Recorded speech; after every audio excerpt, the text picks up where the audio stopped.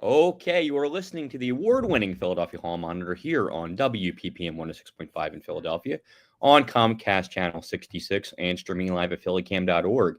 You can find us on Twitter at Hall Monitor WPPM, on our website www.hallmonitor.org, or on Facebook at PHM Tonight on the program, we'll be joined by Sabrina Maynard, Philadelphia City Budget Director, and Lance Haber will provide an update on funding issues with SEPTA. And we have a lot to say about that because SEPTA's budget hearing was today. So we have some notes about that. Denise Clay-Murray and I were there. So we have some information that we'll provide when we talk to Lance about SEPTA. So let's get started with our interview with City Budget Director Sabrina Maynard. For whatever reason. Okay. There we go. This will work. So, can you tell us a little bit about what you do?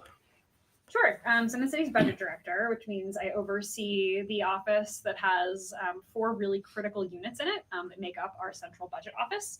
We have an operating budget team, and they are responsible for the city's operating budget, which is about $6.7 billion a year in the general fund. It's a bit more if you include other funds. But that's sort of all the day-to-day paying for the people to keep the city running, the contracts, the supplies, employee benefits, et cetera.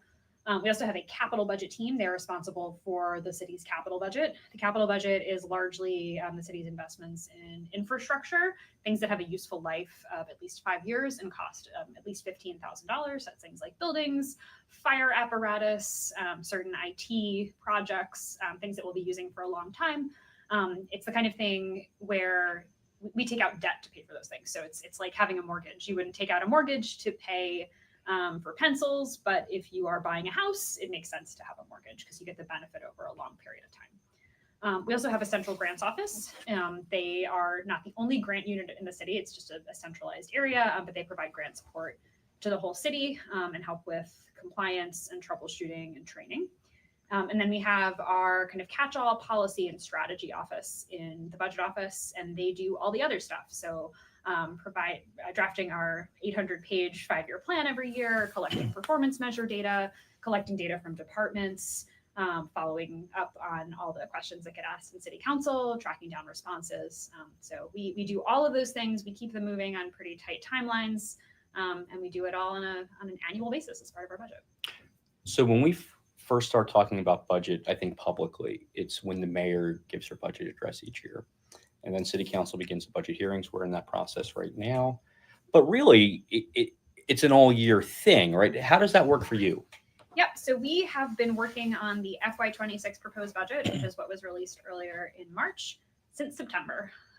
So that starts with, we do what we call our capital call, where we reach out to all the departments that have funding in our capital budget, and we ask, looking out over the next 6 years, what do you need? What are you looking to do? Have your plans changed? We start that process. It's that one we start earlier because it's a longer term process for thinking through infrastructure. On the operating side and the 5-year plan side, we get things out in pretty early December. That's when we send out a lot of templates to departments asking what their plans are for the next year, how things are going. And then we really we collect everything back in early January. We meet with every department. We meet with an outside econometric firm to get a sense of how we think our revenues are going to do, because we have to have a balanced budget. And then those conversations set what we think we are going to be able to make investments in. And so some years we look out and we see that maybe our estimates for what we're going to collect in wage tax are a little bit too high. And so we have to adjust down, and that means fewer investments. Some years we have a really good year end, and maybe the business tax is coming in a little bit stronger. And so those are years where we have a little more room to make other investments. And this was definitely a year of some uncertainty. I think things are changing kind of all the time. But when we did this in February, we kind of looked out and made some guesses about what we thought was going to happen with the economy. We did a couple of different scenarios. We do a meeting with economists at the Fed every year. And we presented kind of a baseline scenario from our econometric firm and a pessimistic scenario. They thought the pessimistic one a little too pessimistic, baseline one a little too optimistic, and we ended up with a sort of hybrid, somewhere in the middle. And that all happens before we have any budget address or presentation documents, which usually happens in March. And then this stage of the process, the hearing process, continues through early May. And then if all goes according to plan, we work with City Council and end up with a budget in early June. I'd like to come back to those projections in a second. But before we get to that, when you talk about what you start doing in September, how do you, amongst departments, start to prioritize who gets what? How does that work? And does that tie into, like, I guess, the mayor's priorities as well? Yeah, so we have to weigh a lot of different things. Sometimes there are things, a lot of the city's costs are fixed costs. So there will be things like we have to pay heating costs for our buildings. And so if we know that heating costs are going up, we have to factor that in before we have the ability to make discretionary decisions. We can affect some of those things in the long term, right? You can make upgrades to your buildings so that maybe they're a little more energy efficient, but the payoff of that may take a lot of time. So we, at the beginning, factor in the pieces that we really know to be fixed. And then we get into sort of the more discretionary budget. And what we try and do is really use the mayor's framework, which is very helpful. Clean, green, safe, access to economic opportunity for all. We have every department, when they propose, when they request funds or propose to move things around, to really fit things within that framework. And what we want to make sure we're doing is hitting on all of those different pieces. And it's definitely a little more art than science. I think there's not a yes, this request, no, this request based on a matrix. We really iterate a lot with departments, with the mayor's office. And really kind of put together something that speaks to lots of different areas. I remember speaking with one of your predecessors when I just started out with this. And I realized budget's important. It was Anna Adams, and she said, "I said I'm really bad with numbers." I said, "I can't." She said, "It's not really about that. It's don't think of it necessarily that way." And then that made me feel a lot better diving into this. So you have what you prioritize. But before you even get to that, it seems like it's so much information that you have to take a look at, right? Like if we're going to talk about heating in one building, let's say, is the building sound? Can we do improvements here?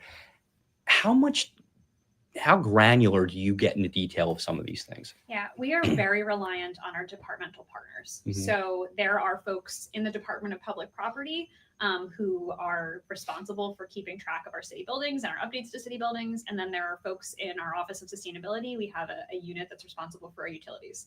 And they work together very closely. They present that information to us, and then we ask questions.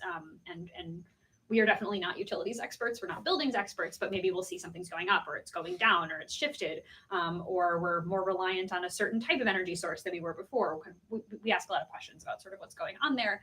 And then we iterate and we go back and forth. But this is the office here, we have about 25 people, but we are reliant upon fiscal staff and subject matter experts across the city.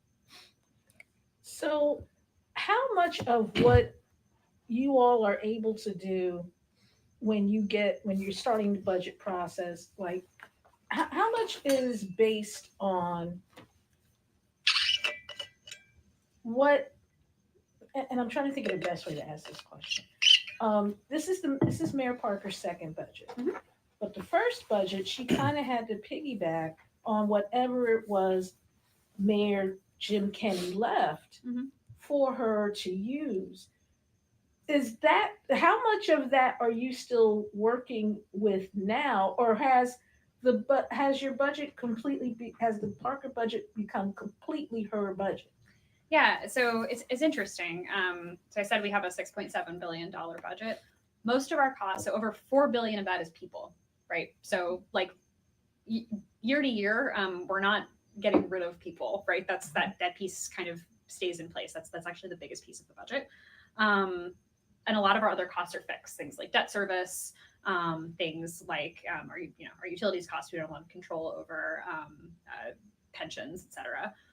The pieces that we do control are these sort of discretionary pieces. And I would say what generally happens is when we make funding decisions, because we have to produce what we call a 5-year plan, where we look out over a 5-year period.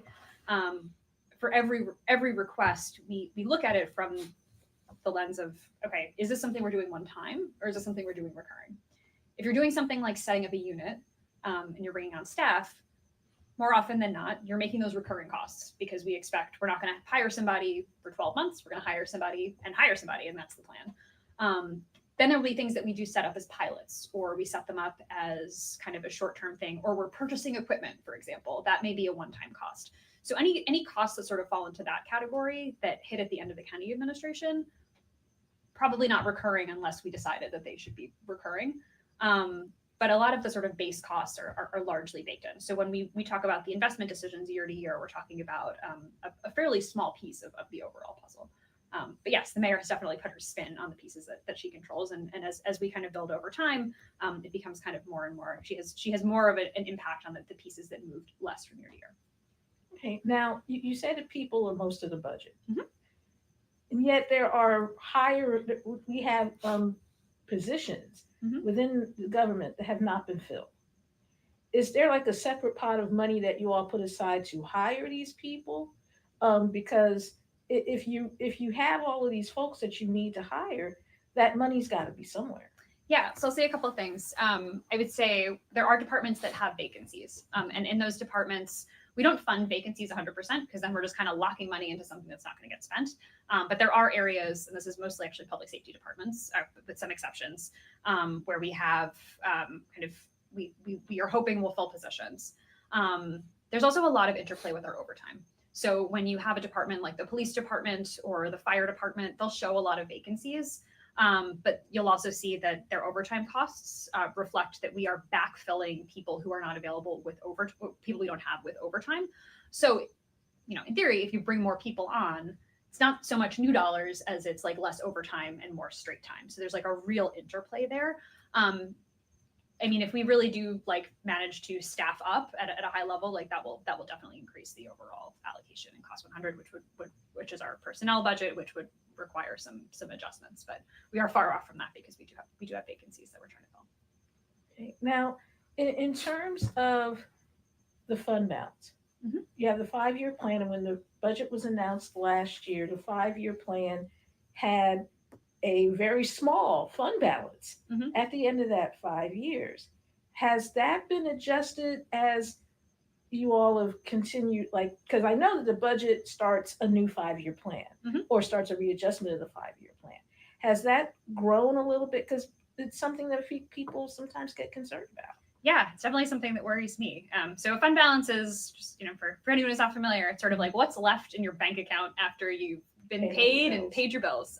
And so as a city, it's really important to have a fund balance that enables you to adjust if something changes, if you have shifts in how much revenue you're able to bring in, or say there's a pandemic and you have new costs. That's sort of how you're able to pivot. Those reserves are really critical.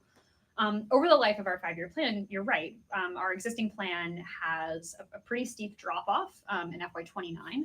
FY29 is a little weedsy. This has always been a year we knew was going to be really tough for us. There were some pension obligation bonds that were taken out in the late 90s, and they had a balloon payment at the end of them, which just happens to hit in FY29.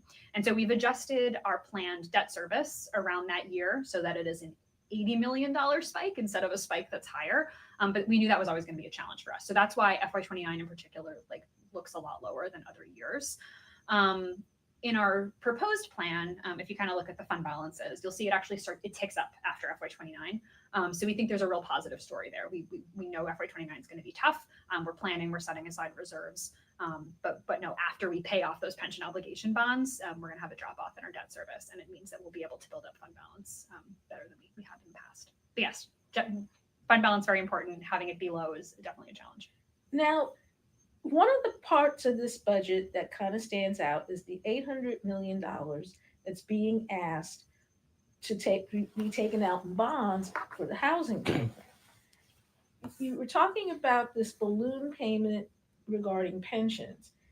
Are you all looking at that and saying, okay, let's not do that again? Yes. How do we put this together so that we don't have to so nobody's hit with a balloon payment? Yes. So the way the pension obligation bonds were structured, it means that the way it was set up is in the last year, there was this spike.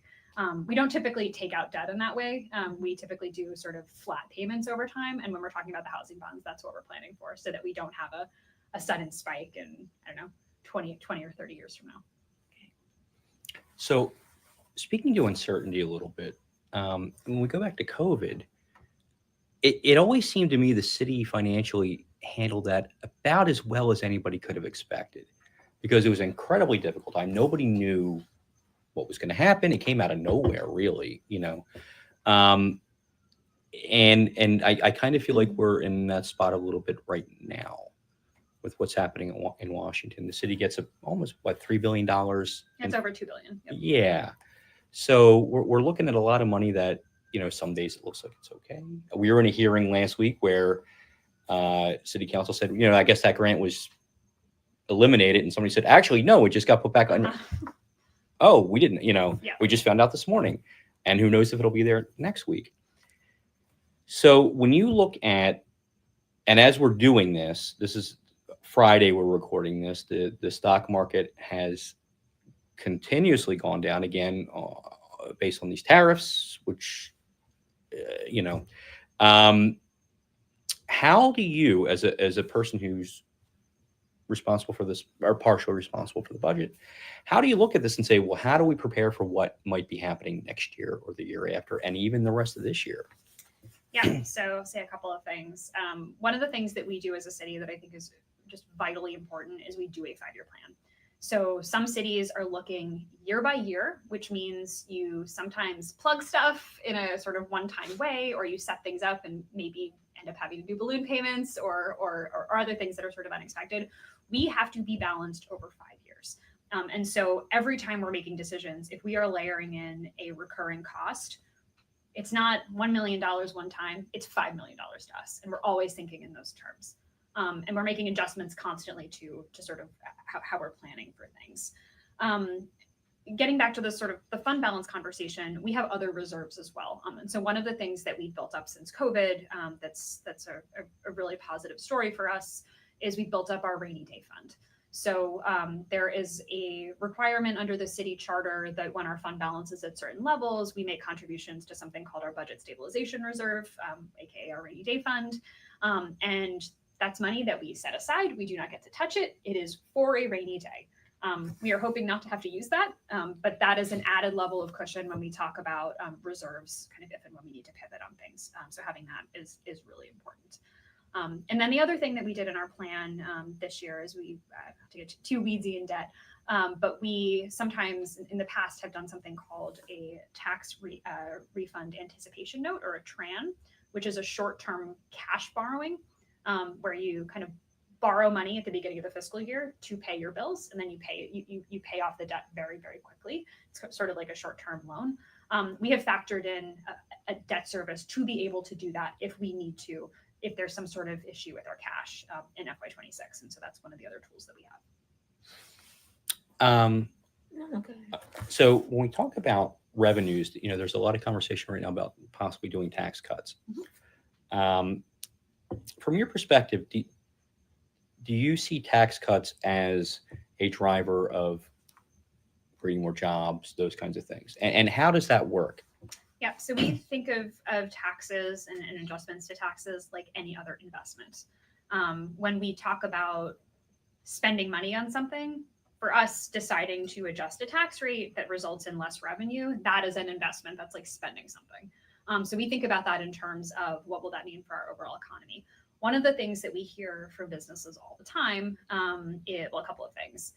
We have sort of the two sides of our business income and receipts tax. So we tax gross receipts and net income. That's very unusual. That makes us very different from other cities. And we hear from businesses that it's a disincentive to being a business here. That's been a long time challenge of ours. And so so there's that. And then we also hear that businesses want stability. So they want to know stability and what's coming down the pike for them. And so we put together this sort of long-term trajectory aligned with our the timeline for getting our pension fund to 100% funded in the early 2030s. And the idea is really we want to do something to adjust our sort of bizarre tax structure to be a little more like other places to attract more businesses here to grow our economy, while also making sure it's something we can afford and maintaining our fiscal stability. So it's an investment that we're balancing with our other investments. Now, at the beginning of the budget process, when you all have gotten all of your data together and you're getting ready to sit down and write the budget, what is that process like? Does everybody just get in a room and say, okay, I got my stack of paper, you got your stack of paper, commence? How do you put that together, and how long of a process is that? Yeah, so we start meeting with departments about all of their requests on the operating side in January, and we have a meeting with everybody. And some people will join the meeting and say, you know what, we don't really need very much this year. And then others will say, I have 30 requests. Here are my requests, but here's how I'm prioritizing those requests. And then we have a conversation about it. And then we kind of here on our side go through all of the requests and really start with the lens of like, what do we not have a choice on? What do we have a choice on? And what are the things we know to be priorities that we want to move in a direction on? And so part of what we do here is like put some stuff together for our colleagues to react to. And so it's iterative. We spend a lot of time with the mayor and her senior staff, kind of going through things and playing around with it and making adjustments. And then we step away and we look back together and what we put together. And sometimes it's, we're missing this piece. We don't have anything that speaks to this issue, or this is not a trade-off we're willing to make, or this is a trade-off we know we have to make. Let's figure out how we can cover in other ways. And so it's definitely an iterative process, and that happens largely over the month of February. Now, one of the distinctions that Philadelphia has had for a very long time, and it's one of those distinctions that we would really like to get rid of, is that the city is the poorest city of its size in America. Mm-hmm. When you're in there having these budgetary discussions about priorities and who gets what and when do they get it, does that ever come up? Is that something you all use as a focus in terms of the city and the budget? Yes. And I think so in our first budget we focused a lot on clean and green and public safety. I think those were sort of the bigger pieces of our overall pie while making other investments. This budget really focuses a lot on access to economic opportunity.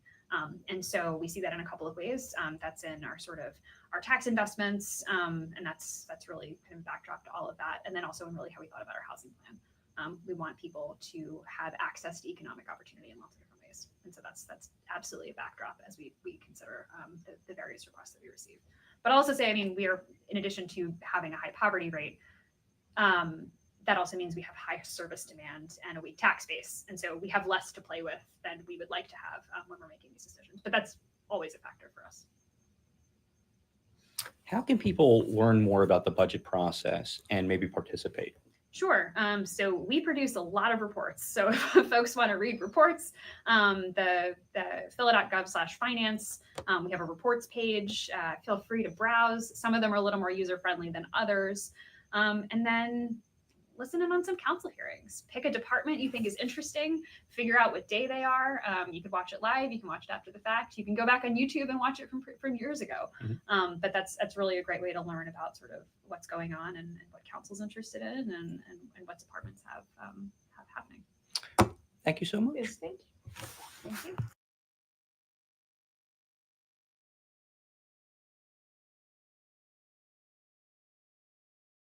And my microphone was muted. We'd like to thank Sabrina Mander for joining us on the program. And we'll be talking more budget as we go through the rest of the spring, because budget will most likely go until June. So there's a lot more to cover and a lot more to talk about.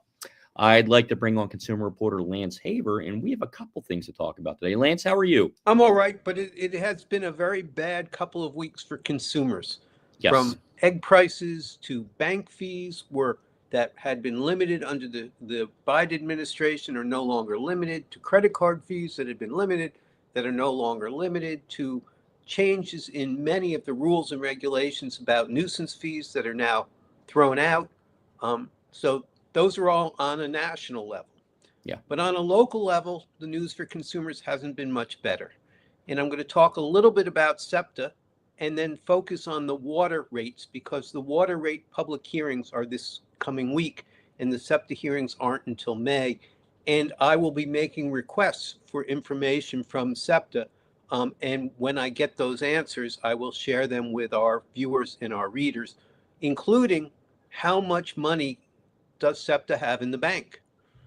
So perhaps we can call up what SEPTA announced this week and talk a little bit about how bad it actually is versus how bad it should be. So SEPTA has announced almost every spring, I know people like to talk about the sparrows returning to Capistrano. Those of us who are a little more working class like to talk about the turkey the turkey vultures returning to Hinckley, Ohio.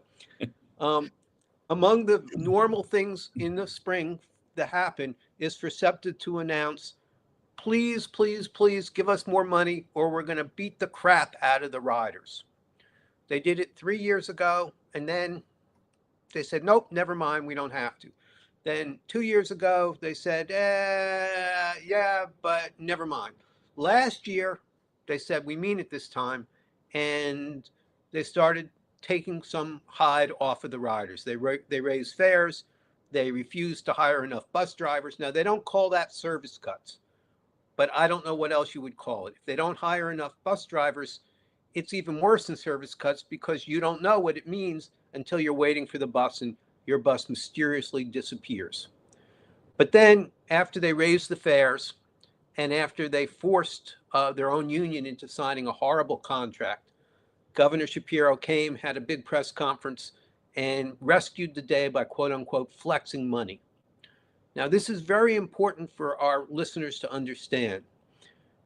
When SEPTA said they needed more money from the state, the way the formula works is for them to get the additional money from the state.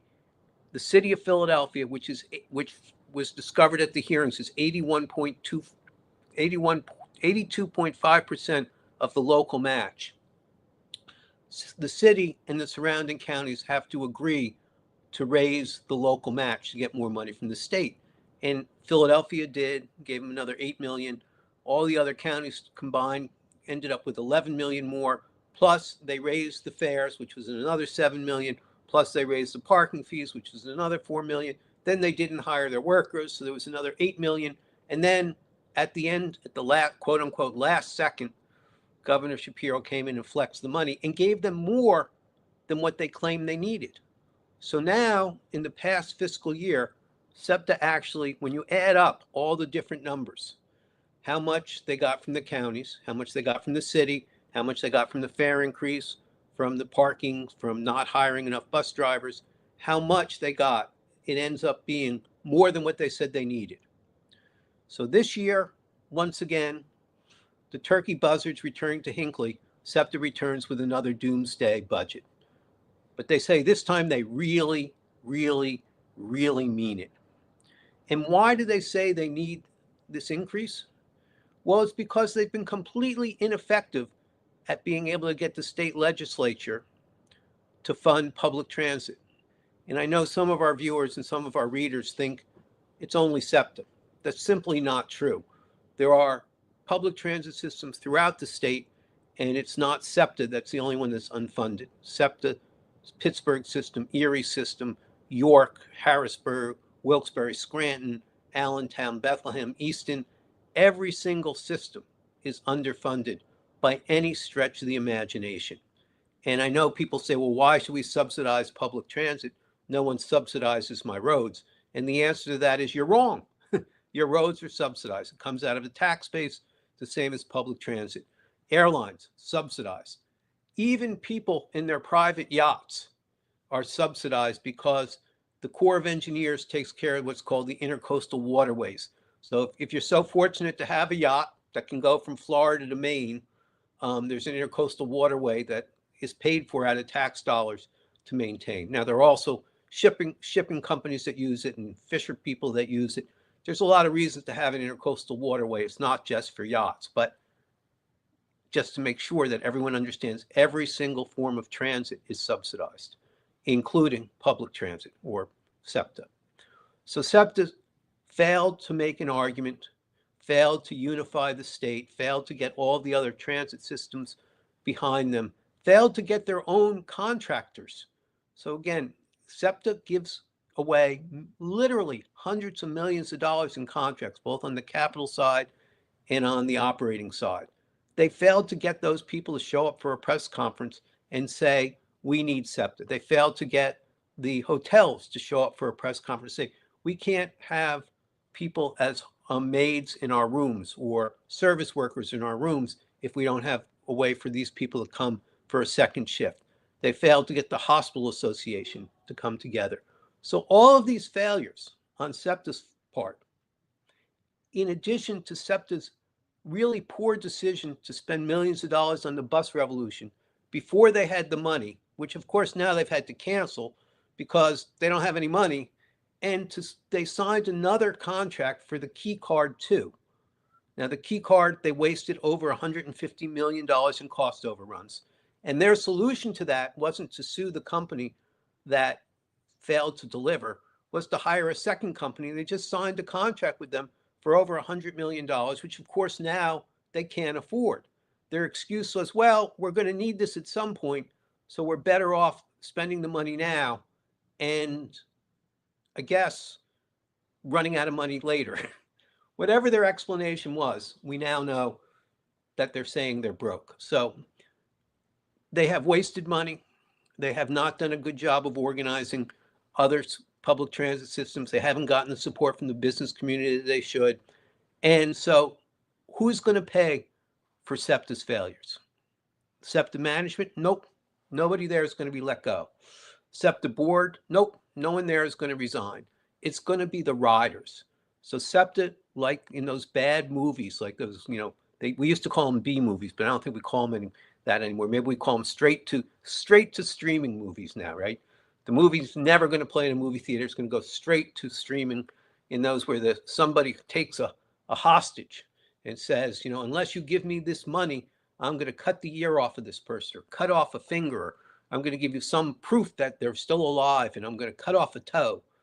Well, that's what SEPTA's saying. What SEPTA's saying is, to the state legislature, we couldn't make an argument that we deserve it. So now we want you to know that we're willing to cut off the toes, the fingers, the nose, the ears, whatever part of a rider we can cut off. And let's look at how bad it is. I don't know how many of our viewers can see it, but the first proposal is a 20% service cut and a 21% fare hike. And what does that mean? 32 bus routes will be eliminated like that overnight. Bam, gone.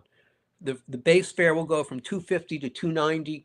And for those who use a weekly or monthly pass, it'll actually be worse. But that's not bad enough. That's what happens right away. On January 1st, and here's what people should consider. What SEPTA is saying is, we're willing to do the first two things.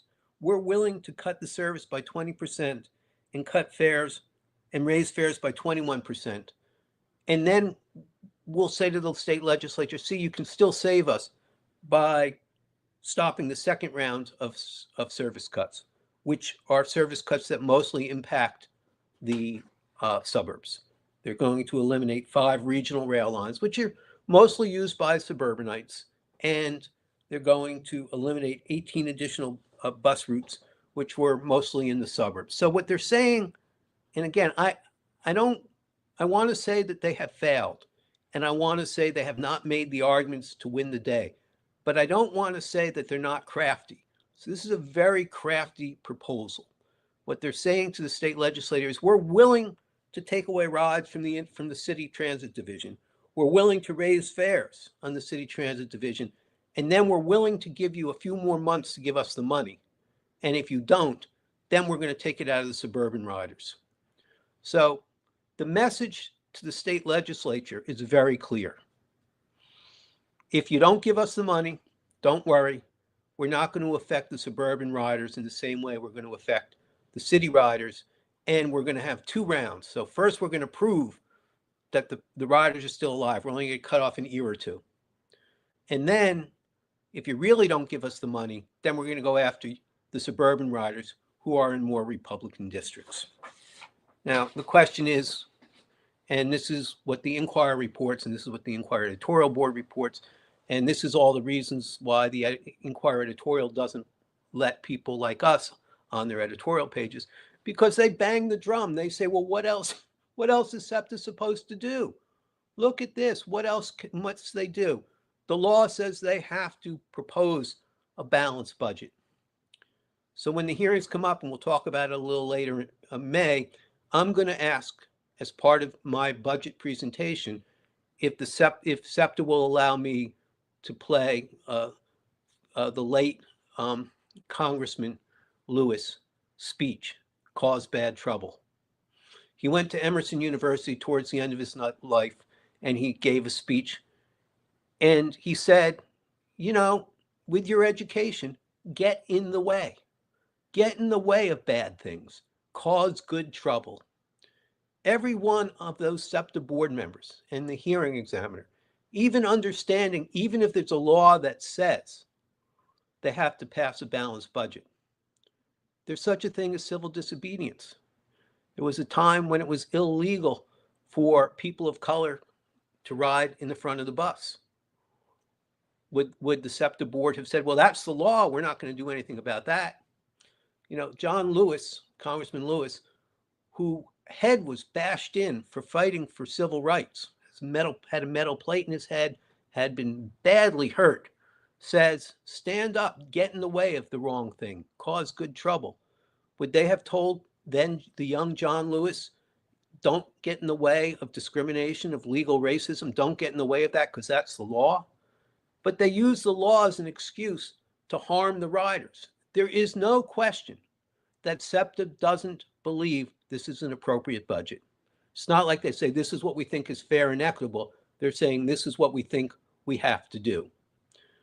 They also call it the doomsday budget. And there's a concept in economics which is called a death spiral. And what that means is you raise the price of something to such an extent that so many fewer people buy it that you actually bring in less money. So it's easier to think of something like a hammer. You know, if you sell 10 hammers at $1 each, you get $10. You say that's not enough, so we're going to raise it to $1.10. Well, you still sell 10 hammers. But if you raise it to $2, fewer people buy, and at some point you have to raise the price again, and fewer people buy, and then you have to raise the price again, and fewer people buy. And at the end of the day, the store goes bankrupt. And SEPTA says that's what this proposal is. It's the death spiral. If you raise fares by this amount and you cut service by the amount they're actually saying, and again, it's right up there. This graphic isn't mine. I'm not the one who created it. This comes directly from SEPTA. A 45% service reduction at the same time of a 21% fare increase. That's the death spiral. Fewer rides, fewer people riding, fewer rides, fewer people riding, less money, more fare increases, more service cuts. The end is in sight, and SEPTA knows it. But yet, rather than stand up and do what's right, follow Congressman John Lewis's advice, cause good trouble, they're using the fact that the law says they have to go ahead and pass a balanced budget as an excuse to harm the people that they swear they care about, their own riders. And that's really what we face. Hall Monitor is going to be asking for information about how much cash SEPTA has. Last time we asked last year was $535 million in the stabilization fund. When we've asked that question during the regular year, they always tell us, well, they won't know until the end of their fiscal year. So we'll ask again, how much money, how much cash is in that account? And I think this year they're going to try and explain how they drained it down, but it's going to be really hard to do because they got more money from the counties. They got more money from the fare increase. They got more money by not hiring employees. They got more money from the governor. They got more money in revenues from raising the parking fees. They had enough money last year. They shouldn't have had to touch the stabilization fund at all. So where is that money? And that's really what we're going to be focusing on. We'll have more as the hearings come up. We're going to encourage people to show up at the hearings and speak out and make sure that their voice is heard, because this is really, it reaches a point where, I don't know about the rest of our viewers, but it reaches a point where I become incredulous, and I know I get a little tongue-tied. I don't know what else to say, but if the people on the SEPTA board really are there to run SEPTA, they should run it until it runs out of money and then give it back to the governor. They should cause good trouble. Simply telling this, if they go ahead with this plan, why would the Republicans in the rest of the state who don't want to fund public transit fund public transit? They will have already told them they don't have to fund it. They're willing to take the price, the cost, the fees out of the hide of riders. And with that note, maybe we can talk a little bit about water rates, because those Before hearings. before you do that, Lance, I just want to run through a couple of numbers because SEPTA had their budget hearing today, and I just want to throw a couple of numbers out here. So the last year, the city gave to SEPTA $133.3 million. This year they'll do $135 million. The city contribution to the Key Advantage program was $9 million. This year it'd be $5 million. Last year, the Zero Fare program, the city gave $31 million. This year they're not certain yet.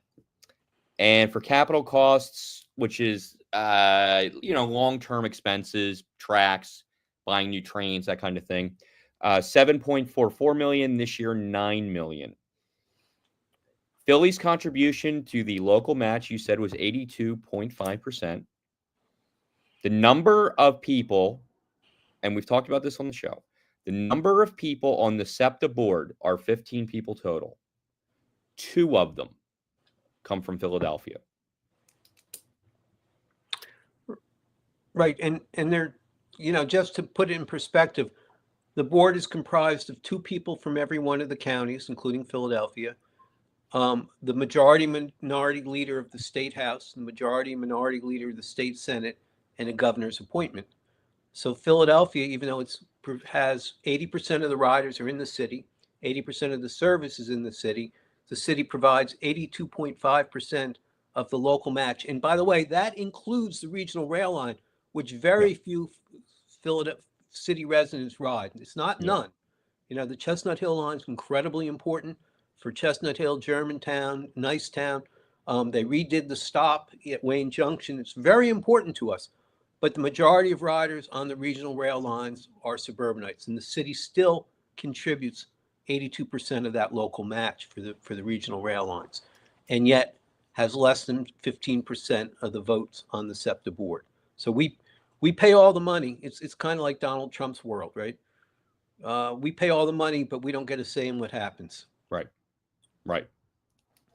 So we're going to have more on this as Philadelphia's budget goes on, and next month when we hear from SEPTA.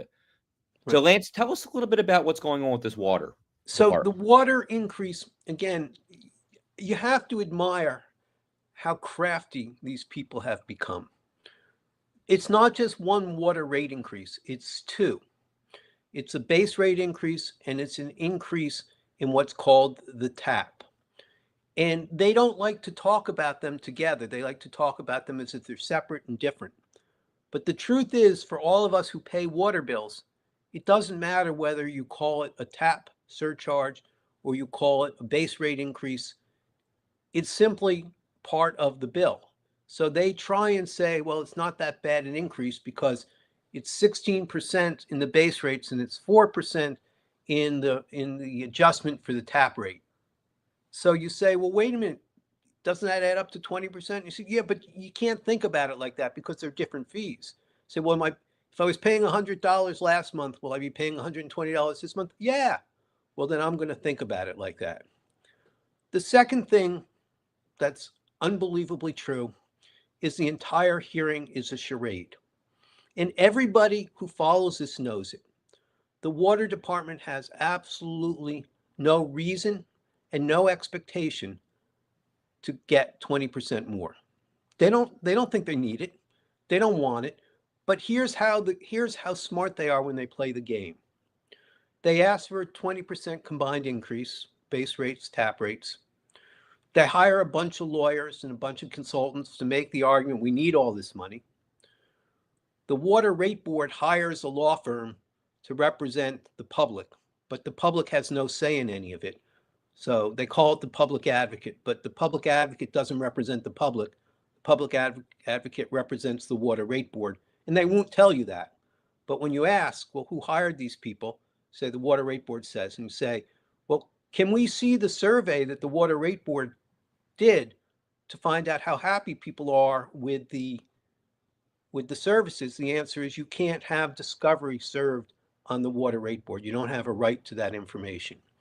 So they're going to go pay them literally hundreds of thousands of dollars. Lawyers are making $750 an hour for this. they're going to reduce the rate increase by that 5%, and they're going to claim victory. Now, how does it all get decided? Well, that's even more upsetting because there's no real decision. What happens is the hearing examiner, who's hired year after year after year, sets aside days for quote unquote settlement discussion. And I have been told that my term secret is inappropriate. Yes, if we could bring up the slides, that'd be great. So what that is they have these quote unquote private negotiations, which somehow is supposed to be different than secret negotiations. That sounds secret to me. Right. But that they tell me I'm wrong. They tell me when I say it's secret, they say, no, it's not secret. It's private.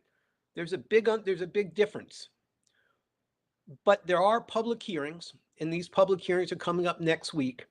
And people who are concerned about the water rates should come to the hearings. And again, I just put up the slide about the rate increase, just so people see how dishonest it is. There's nothing in this case that talks about the quote unquote surcharge for the tap. They don't include that. They just say, well, here's the rate increase. 12% this year, 6% next year, only 18%, not 20. But when you look at what happens to the tap rates, it gets over 20%, and they're not going to get this. They know they're not going to get it. They don't want this. Nobody expects them to get it. It just goes through the little charade where everybody gets paid and the water consumers get to pay them. So I'm going to ask people who are mad about this, who would like to go ahead and show up, please do so. I'm going to be there. I'm going to pass out a flyer that's going to explain what the issues are. I do want to speak a little bit before we get to the heart of some of these issues, to talk about the low-income plan. Now, there is no question the city of Philadelphia, we desperately need help for our folks keeping their water on. You know, you really can't, it's very difficult to live in a city without electricity. It's very difficult to live without gas, although you could have electric heat, you could use kerosene heaters.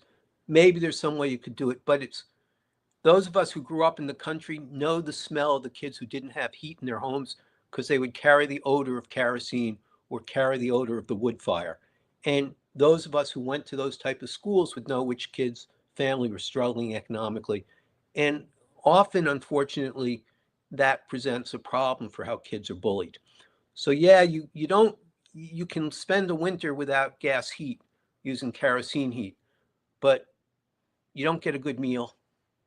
You don't get good bathing, and you carry the odor of the kerosene heater, and the other kids know. That being said, okay, maybe you can figure out how to do it. There is nobody who can live without water. It's so extreme that if you don't have water in your home, DHS, Department of Human Services, will come and remove the children. So we all know that, and we all know people can't afford it. So we have a good program to help people keep their water on. The problem is, who pays for that? Almost every other program in the city to alleviate poverty is paid for by the tax base. Now consider this, even though Philadelphia taxes aren't particularly progressive, meaning it's a flat wage tax, and property taxes are flat, and business taxes are flat, it's still the more expensive, the more value your home has, the more taxes you pay. The more money you make, the more you pay in wage tax. The more your business makes, the more you pay in business taxes. So it's somewhat progressive. Paying for a low-income plan out of the tax base means the people who make the most pay the most to help out people who are struggling. When you do it through a surcharge on a basic necessity of life, water, it's an incredibly regressive form of taxation. So when people pay their water bill, which you really can't get out from under, and you're surcharged to pay for a poverty, instead of it being a progressive change, a progressive support, it turns out that you're putting the greatest burden on those least able to pay.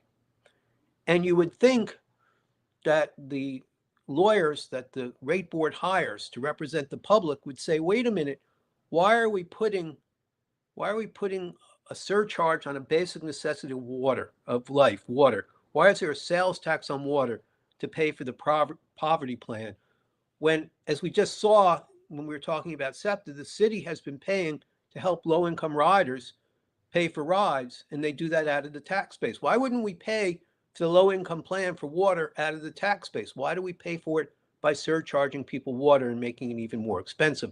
And the reason we do that is because, again, of this charade of a real hearing. You're not allowed to ask that question.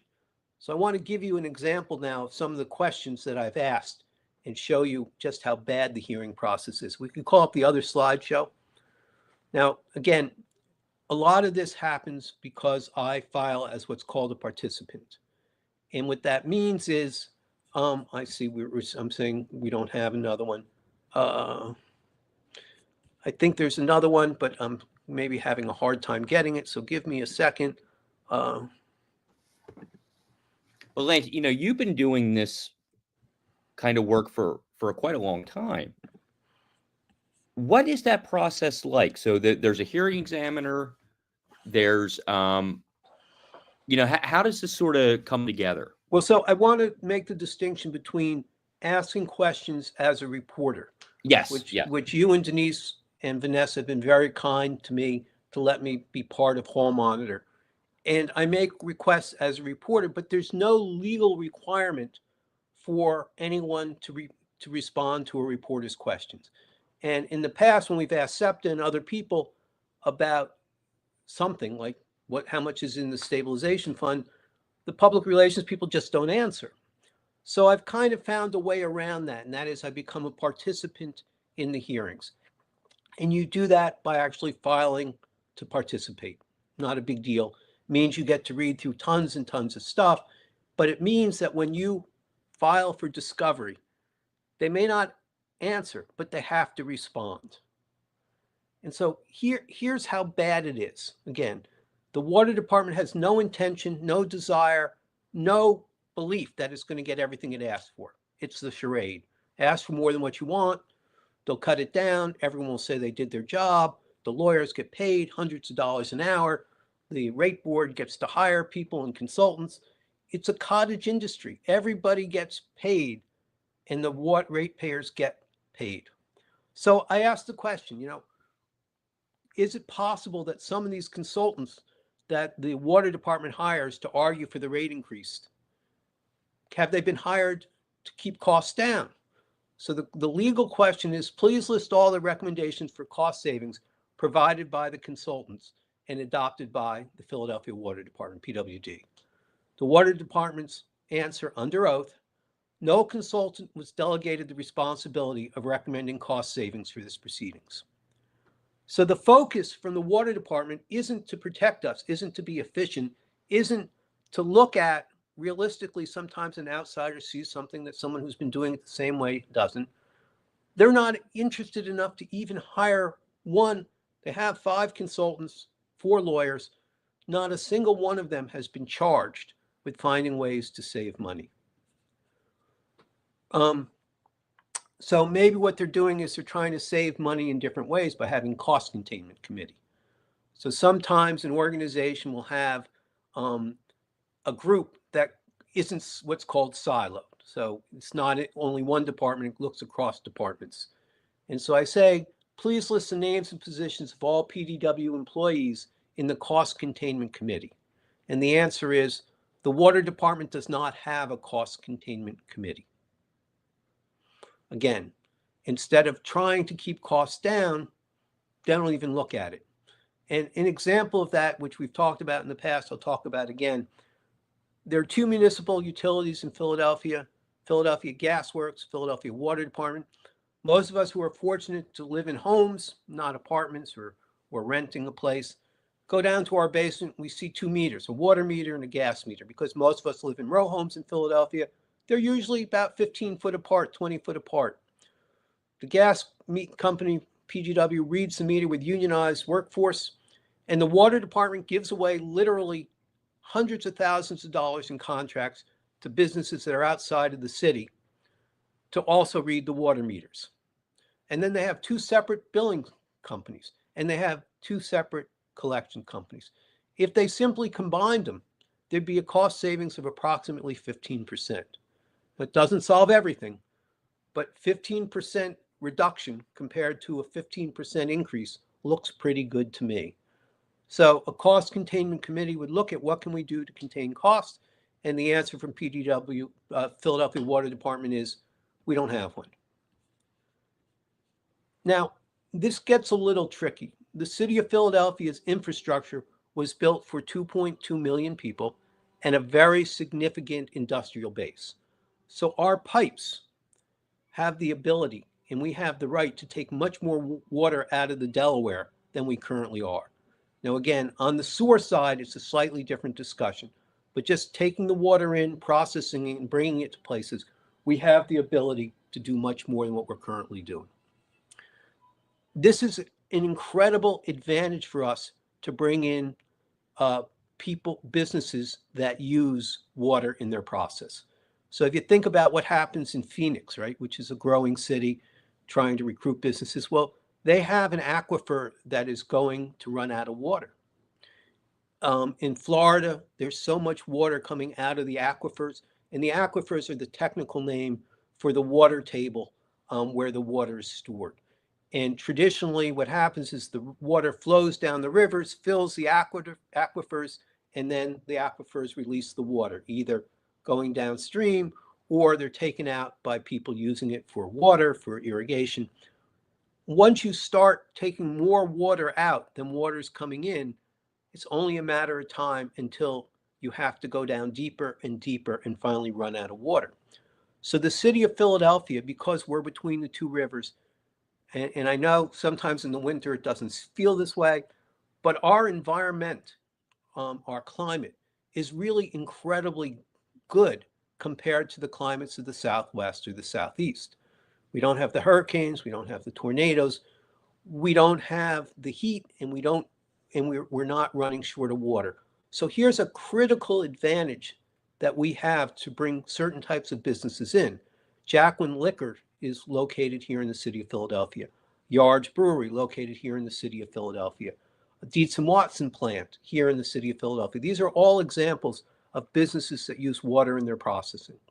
When I ran the integrated basil and fish farm, one of the reasons we did it was because we grew all of our crop in water that we didn't have to release to the sewer system. Water was incredibly inexpensive, tremendous advantage. So we asked, who from the water department is out there looking for businesses that use water in their process to recruit businesses? And the answer is the water department does not have employees tasked with that specific responsibility.